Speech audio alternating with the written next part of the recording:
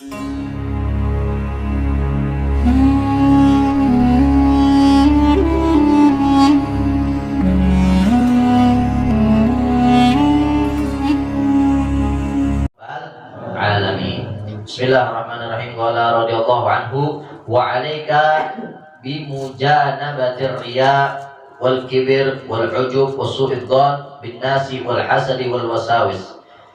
Fa inna hadhihi al akhlaq syaitaniyah.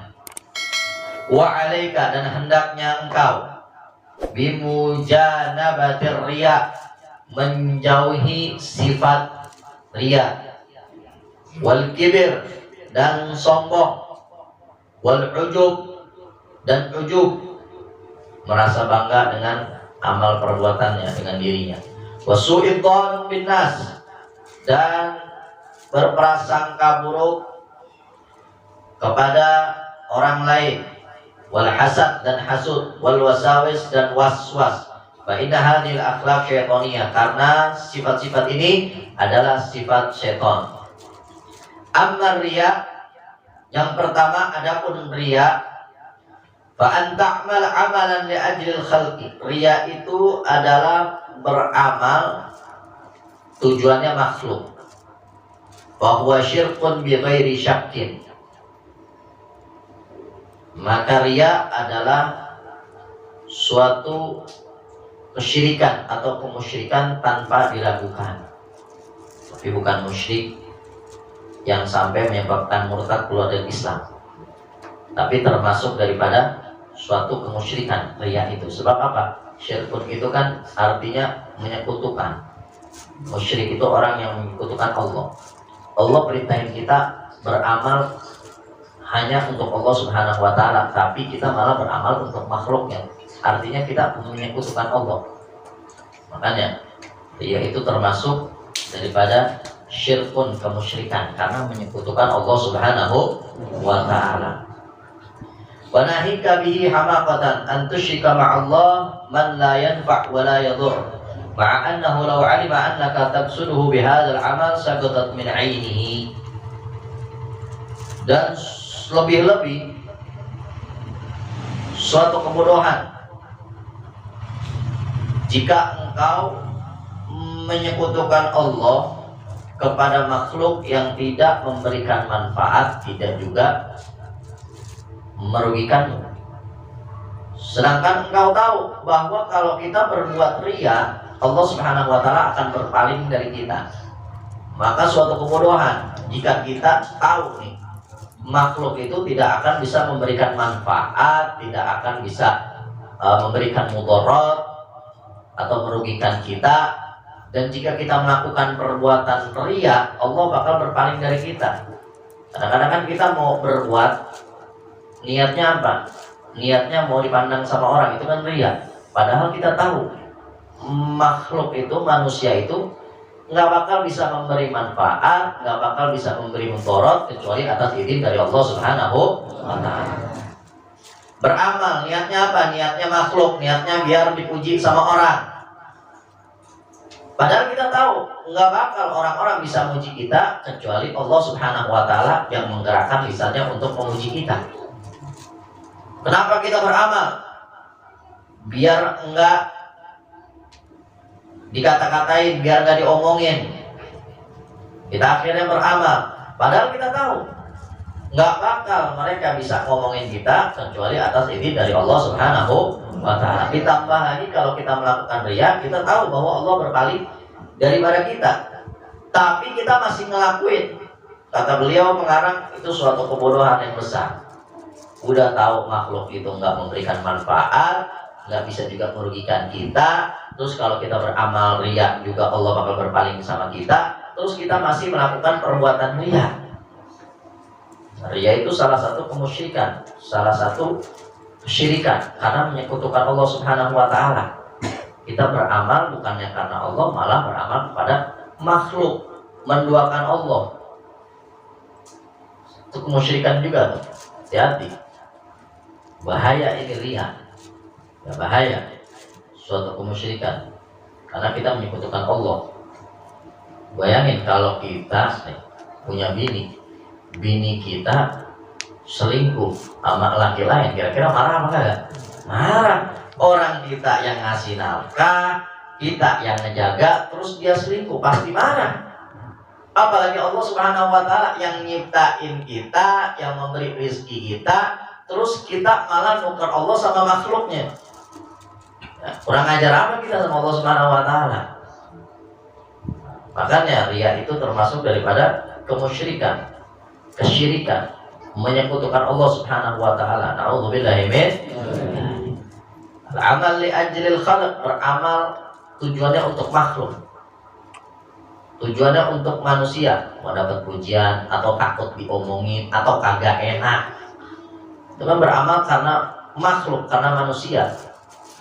Suatu kemusyrikan, hati-hati. Tapi kadang-kadang ada juga nih orang yang ninggalin amal karena takut riya, hati-hati. Ada yang begitu juga tuh, hati-hati. Kadang riya ini dijadiin senjata oleh setan agar kita ninggalin amal perbuatan kita. Kita biasa sholat nih misalnya di rumah. Kalau sholat qobliyah, sholat ba'diyahnya juga. Bahkan sholat isya, sholat qobliyah, ba'diyahnya juga sholat. Begitu di masjid di depan orang, jangan qobliyah ba'diyah, banyak orang takut riya. Begitu. Sedekah biasanya di belakang orang, nggak kelihatan orang, sedekah rajin. Tapi begitu di masjid, wah ada orang yang lihat, jangan takut riya. Justru yang begitu tuh yang riya, ninggalin amal karena manusia. Makanya ada istilah tarkul amal li ajlin nas riya, wal amal li ajlin nas kufrun. Beramal untuk manusia, kita melakukan kebaikan, melakukan sholat rawatib, ba'diyah, qobliyah, kita sedekah. Niatnya apa? Niatnya biar dipandang sama orang. Itu kufrun, karena menyekutukan Allah Subhanahu wa Ta'ala dengan makhluknya. Tapi meninggalkan amal kebaikan gara-gara manusia juga, itu namanya riya. Ya, tadinya kita emang rajin nih orangnya, tapi gara-gara depan orang akhirnya nggak rajin. Itu riya juga, hati-hati itu. Halus ya, setannya halus. Iya makanya tuh, kalau kalian ngaji mah tuh, dia niatnya mah bagus, kenapa? Biar nggak terjerumus riya, padahal dia lagi tipu sama setan buat tinggalin amal perbuatannya. Dia biasa sholat rawatib, dia qobliyah di rumah, sholat duha, sholat tahajud. Begitu ke masjid atau di luar waktu duha nih, pengen sholat, jangan takut riya. Padahal di belakang orang dia tetap sholat biasanya di rumah. Hati-hati tuh. Hati-hati, jangan ketipu juga. Kadang-kadang suka banyak yang begitu tuh. Kenapa? Agak takut riya. Jangan, kalau emang udah istiqomah, jalanin aja, mau dilihat orang ke, nggak dilihat orang ke, yang penting kita beramal kepada Allah Subhanahu wa Ta'ala. Nah, kadang ada yang kebalikannya juga, beramal karena manusia, dan itu yang biasanya sering terjadi ya. Kalau di belakang orang kita nggak pernah ibadah, di rumah nggak pernah, ba'diyah qobliyah nggak pernah.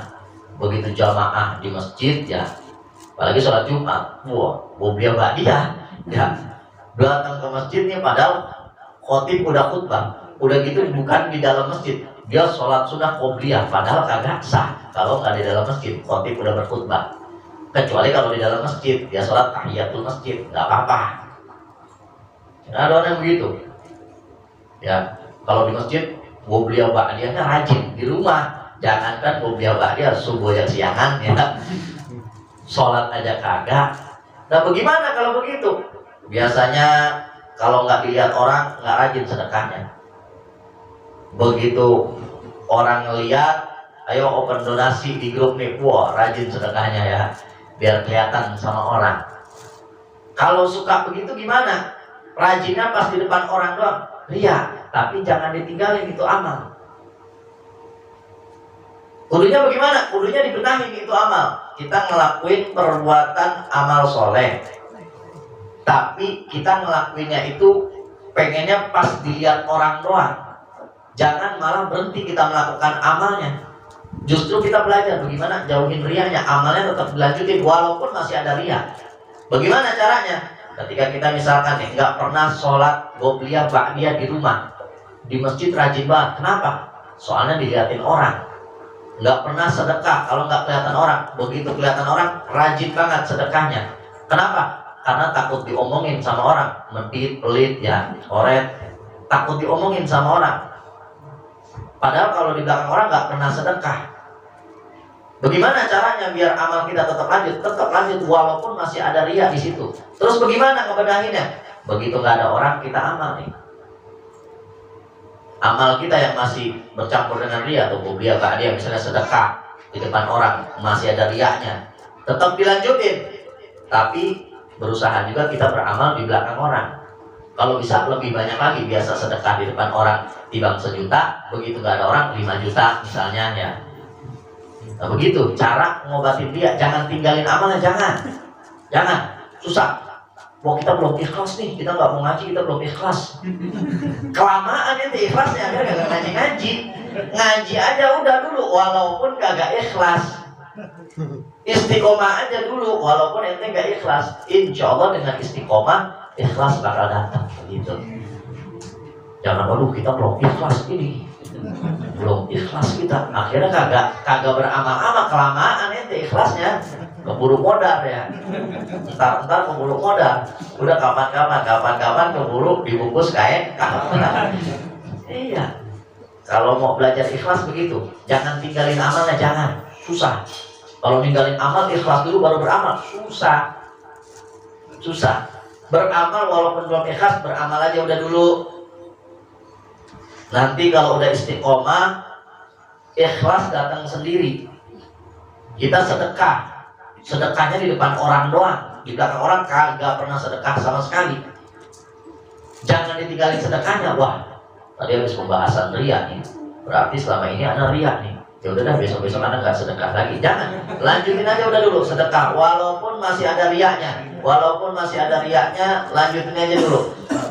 Dan nanti begitu di belakang orang, mulai latihan. Nggak kelihatan sama orang tetap sedekah, nggak kelihatan sama orang sedekah. Akhirnya ada orang, nggak ada orang tetap sedekah. Begitu caranya. Kalau kita mau ngobatin riya kita, kalau pengen kita ikhlas dalam beramal, jangan amalnya yang ditinggalin, jangan. Kadang suka begitu tuh. Ya, orang mau rapi misalnya sholat, pengen pakai baju koko, pengen pakai sarung, pengen pakai peci. Wah, kita mah belum pantas ini, belum ikhlas sholatnya gitu. Atau misalkan biasanya perempuan pengen pakai kerudung, belum, hati kita belum mantep. Kapan mantepnya hati ente? Kagak bakal mantep. Udah amalin dulu, nanti bakal datang keikhlasan. Begitu cara memperbaiki riya. Nah, itu yang pertama, yaitu kita jauhi perbuatan riya. Dan insya Allah bakal kita lanjutkan kajian selanjutnya tentang kibir atau sombong melalui kitab Qatiyah Aniyah. Mudah-mudahan apa yang tadi disampaikan bisa bermanfaat, bisa dipahami, bisa dimengerti, dan bisa kita amalkan dalam kehidupan sehari-hari. Amin ya rabbal alamin.